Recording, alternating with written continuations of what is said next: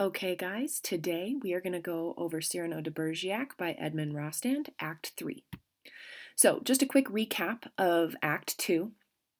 We find out that De Guiche actually ordered that ambush of 100 men that Cyrano ended up fighting and totally winning. We find out that Roxanne, the girl that everybody loves, does love somebody, and it is in fact Christian, the new guard. And she asks Cyrano to protect Christian because he is new and he is in the same guard as Cyrano. Please keep him safe. And then when Cyrano tells Christian that, hey, my cousin loves you, Christian kind of tweaks for a minute. And Cyrano offers to write love letters for Christian since Christian isn't really great with words. So, a few themes that we've seen pop up so far in the play is this idea of values and principles, right? We've got characters who have really high principles, like Cyrano, right? He knows what he stands for and he's consistent. And then we've got characters like De Guiche, who doesn't really have high principles and is willing to kind of manipulate people and bend the rules. So we've got that contrast. And then we've got this discussion of beauty, right? What is beauty? We've got internal beauty versus external beauty. So, for example, Cyrano is this amazing guy who's got all of these great qualities, but he's not very attractive or pretty to look at. And then we compare that to Christian, who is apparently just this really drop dead gorgeous hunk, but that's really all he's got going on, right? So there's that kind of theme being discussed in the background too. So Act 3 opens up and it is set outside Roxanne's house. Okay, so it's on a quiet little street. Roxanne's house has a balcony that's kind of covered in ivy. And right away on stage, we've got Ragueneau and the duenna. Okay, and the duenna is outside waiting for Roxanne because they're going to go to this book club. Right? And while they're waiting, Ragueneau is explaining to the duenna that his wife, Lise, actually ran off with that musketeer that she was cheating on him with. And he was so sad that he actually tried to commit suicide. But Cyrano saved him. Okay. So Cyrano shows up and he kicks everybody out except for Roxanne, right? He wants to talk to Roxanne. And she comes down and she's just going on and on about these letters that Christian, aka Cyrano, is writing, right? And she's like repeating parts of the letters to Cyrano, like he's even a better poet than you are. And it's kind of funny because Cyrano is poking holes in his poetry, right? So Roxanne would read a line of poetry and Cyrano would say, oh, that's too much, right? And it's just kind of ironic because he's actually the one writing these letters. And it's funny because Roxanne accuses Cyrano of being jealous of Christian's writing. And again, it's all irony, dramatic irony, because we, the audience, know that Cyrano is actually writing these letters.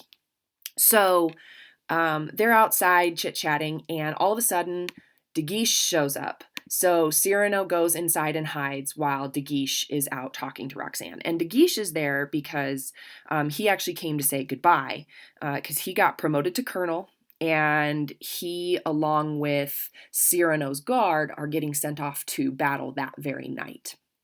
And when Roxanne hears this, she's like immediately upset, right? Because that means Christian is going to battle and it's just very dangerous. So Roxanne starts flirting with De Guiche, trying to convince him that, you know, my cousin who you want to get revenge on for embarrassing you, you know what the best revenge would be? Don't let them go to war, right? Make Cyrano sit here with his arms crossed while you guys are all out in battle getting all of the glory. And it totally works. De Guiche is like, that is a brilliant idea. Only a woman could come up with that idea. He's like, you must love me if you're like willing to help me kind of get revenge on your cousin. And she's totally just playing him, right?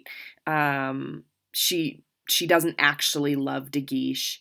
And even at one point they're talking and we see an example of one of our new lit terms. It's called an aside. So an aside is when a character's dialogue, or like the words they're saying, is spoken, but it's not heard by the other actors on stage. So it's like a soliloquy in that the other characters on stage can't hear it, but it is unlike a soliloquy because it's not super long, right? It's just kind of a thought to herself. So as De Guiche is telling her, like, oh, you had such a good idea, she says out loud, go now, right? She's telling him to go. And then aside to herself, right? He can't hear this, but the audience can. She says, Christian stays. And then to him, to De Guiche, she says, I would have you be a hero, Antoine. So that's an example of an aside that we see in this scene. But anyway, so Roxanne and De Guiche, she flirts him into keeping the guards there, but it kind of backfires because De Guiche is like, oh, you love me. I should probably try and stay closer to you. And he thinks like, hey, I could totally hide in this local monastery and kind of ignore my own orders for a bit. That's some foreshadowing. But Roxanne again tells him, no, you'd be more attractive to me in battle. And so De Guiche ends up leaving and Cyrano comes back out of hiding. And so then Roxanne, not telling Cyrano what she just did with De Guiche, right? Keeping him out of battle. They go back to talking about Christian, and she tells Cyrano, I expect that Christian will probably come visit me, and I can't wait for him to do that because I'm going to ask him to make an impromptu kind of speech about love, right? And tell me how he loves me, but in person. I want to see some of this poetic-ness in person. And then she says, but please don't tell him. Now I've got to go to my book club. And Roxanne leaves. So then Cyrano goes and finds Christian and is like, bro, we need to like get you prepared for this meeting because like, yeah, Roxanne's gonna want to hear you speak really beautifully. And he's trying to get Christian to like memorize some poetic lines. And Christian's like, bro, she loves me now. Like, I'm done. Thank you, but I don't need your help. I'm going to speak for myself. And Cyrano even says, kind of ironically, okay, speak for yourself, knowing that this is probably not going to go well. So Roxanne comes back from her book club and she and Christian are sitting outside, and needless to say, it does not go well. Roxanne asks Christian, tell me how you love me, right?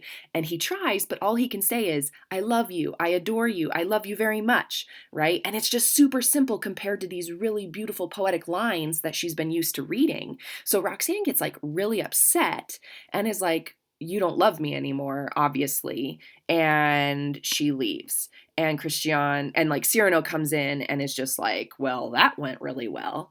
And Christian asks him for help, like, please help me. So what happens is Cyrano is underneath her balcony hiding, and Christian is in her sight. And he throws pebbles at her window, totally cheesy, right? And she comes out and is like, what? And Cyrano starts whispering lines to Christian, who then repeats those lines to Roxanne. And Roxanne likes this, but she's also like, dude, why are you like talking so haltingly?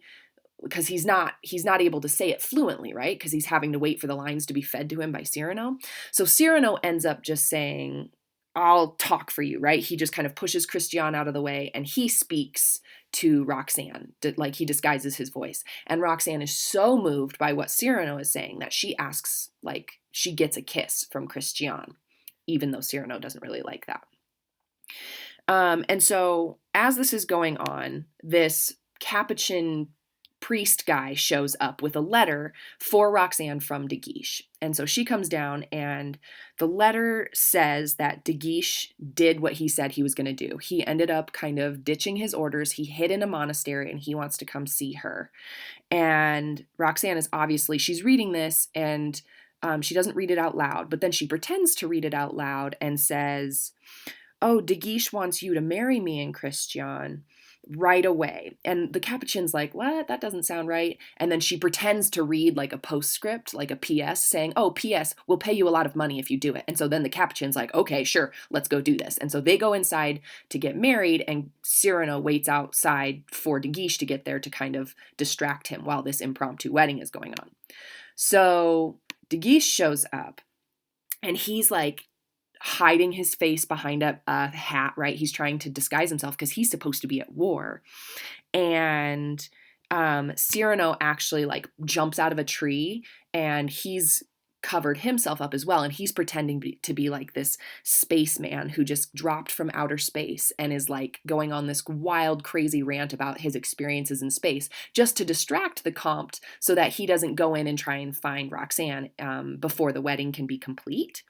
And so Cyrano's messing around with the De Guiche for a little bit, and then he finally reveals himself and says, "Ha, it is me, Cyrano, and Roxanne and Christian are wed." And this is where Roxanne and Christian come out, and De Guiche is like, "Well, congratulations." And kind of out of revenge, he says, "Turns out Cyrano and Christian, your guard will be going to war and you leave tonight. So your wedding night will have to wait." And then he takes off. But before they all leave, Roxanne once again asks Cyrano, "Please protect Christian while you guys are out at battle." And Cyrano's like, "Well, I mean, I'll try, but I can't make any promises." And Roxanne's like, "Please make sure he writes every night or every day." And Cyrano's like, "Oh, I can definitely make sure that happens." And then that is where Act 3 leaves off.